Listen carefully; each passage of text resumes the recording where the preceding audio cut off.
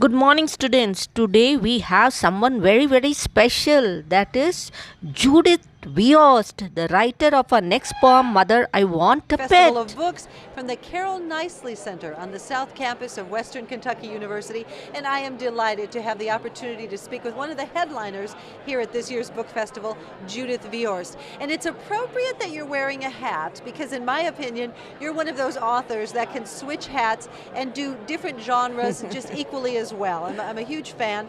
And of course, you have to know the Alexander and the Terrible, Horrible, No Good, Very Bad Day and the Alexander series. Let's talk a little bit first about your adult writing and then how you kind of segued into children's writing. Okay, let's do it. Adult, you started out wanting to be a writer? Or? I started out at the age of 7 wanting to be a writer, very serious about it, sending out my poems on lined notebook paper and my best printing, practically fainting with shock when they Students, weren't that published was because I thought listening they to were Judith Viost, the masterpieces. writer of our next poem, Mother, I Want a Pet. As we run short of time, I have given the link of the interview in the description box for you to see it later. Students, just now you saw Judith Viost. Now, can anyone guess her age? She is 90 years old and she is unbelievable charming and lively even at this age. Isn't that remarkable, students? Come on, join me reading the poem. Mother doesn't want a dog. Mother says they smell and never sit when you say sit or even when you yell. And when you come home late at night, and there is ice and snow, you have to go back out because the dumb dog has to go. Students, in this stanza, the child wants to have a pet dog, but the mother is not at all willing and she is giving her reasons why she doesn't want a pet. The first reason she says is they smell. So she dislikes the smell of the animals. Then she says, they never sit when you say sit or even when you yell. That means they are not obedient even if you shout at them. They are jumping around. Students, many a times you also behave the same manner, no? Now she says, and when you come home late at night and there is ice and snow after work, when they are returning home late and the weather is also not good, it is raining, it is ice and snow, you have to go back out because the dumb dog has to go. But this dog does not want to know what is your state of mind. The dog wants to go out because it has been in the home for the whole day. So you also sometimes worry your parents, no? You don't think they are tired, they need rest. Students, many a times you also behave in the same way. You also worry your parents and make a sad dumb face when they do not agree to your request. Now students, underline the rhyming words in this stanza. That is smell, yell, and snow and go. All of you have done that? Now let's read the next stanza. Mother doesn't want a dog. Mother says they shed. And always let the strangers in and bark at friends instead. And do disgraceful things on rugs and track mud on the floor and flop upon the bed at night and snore the doggy snore. Now here, what is the mother saying? She does not want a dog as they shed. Now what do you understand by shed? Fur falling off a dog's body. So that is very unhygienic. Further, she says that the dog will not be able to discriminate between the strangers and friends. And then she says it will do disgraceful things on rugs. It will dirty the rugs and track mud on the floor. It will run to the garden in the rainy season and with mud on its feet, it will come back and run around in the house.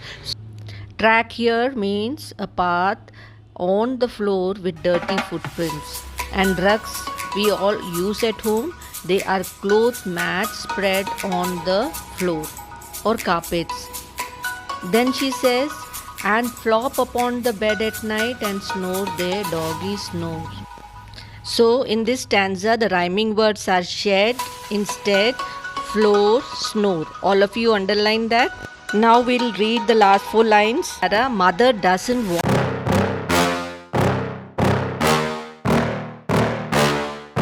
Yeah. Please tell me that I can't, that I won't, that I fail, that I'll never make it out, yeah. Please tell me all the bad, never good, fill my head full of every single doubt, yeah. Please say any negative thoughts, I pop off when I hear people say I cannot. I get off to the thought of proving everyone wrong, I won't stop to the top, so you better back off and get lost. I'ma stay loud, stay proud, never running out, never heading south. I'll be spreading out, call it word of mouth, can't put me down, I'll be getting loud. You can have your doubts, not what I'm about, have your f***ing cloud, it be raining now. I keep making sound, go another round, I'm legend bound, can't stop me now. You don't wanna fuck with me, a slow burn like a disease. Just tell me that I can and I'll show you things that you couldn't believe. Just tell me that I can. Just tell me that I can.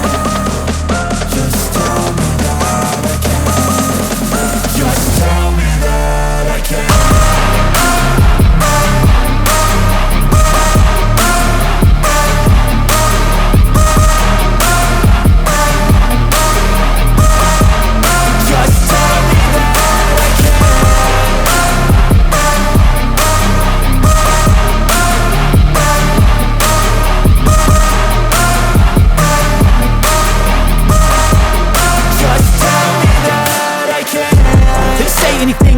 Cause I just wanna hear it out your mouth, yeah. Give me fuel, it's a tool that I use to go ahead and run my mouth, yeah. I take shots, I take loss, I make shots, I miss lots. That's how you get big box, you get yachts, you swing lots and pop off a big shot. I ain't done chasing, got big dreams, bigger things, impatient. Who's at the top think they need Number 4, what do dogs shed? So answer is dogs shed their fur. Question number 5, do dogs know the difference between strangers and friends? What does the speaker's mother think? According to the speaker's mother, the dog does not know the difference between strangers and friends, but actually they do very much understand the difference very well. Number 6, what does the dog do at night? So answer it, a dog flops on the bed and snores. Number 7 question, which pet has the speaker got which the mother will not like? Answer is, the speaker has got a snake which the mother will not like. Now students, open page number 43, vocabulary, in which it is told what makes the poem enjoyable to read. Underline this. Poets try to use rhyming words to make the poem sound musical. The sounds are repeated at the end of the lines. This is called the end rhyme. Now hurry and tell the rhyming words and check the answers with me. Now students, let us hurriedly do the grammar section given on page number 44. Now we have to add some prefixes. So let's revise what is prefix.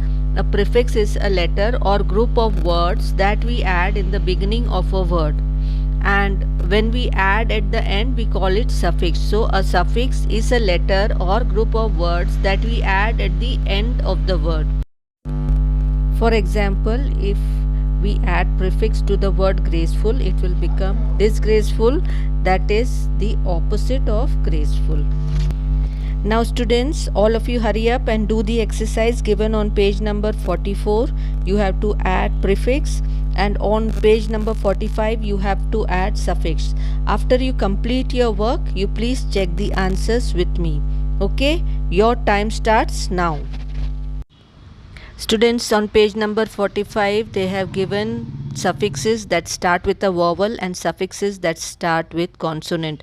After reading this, you can attempt the exercise and check the answers with me. Yes students, all of you have completed your work. Now we come to page number 46, punctuation. punctuate this passage. So what you have to do, you have to write the name in capital letter, put comma, full stop, start with a capital letter in the beginning of sentence. So all of you do this passage and check the answer with me.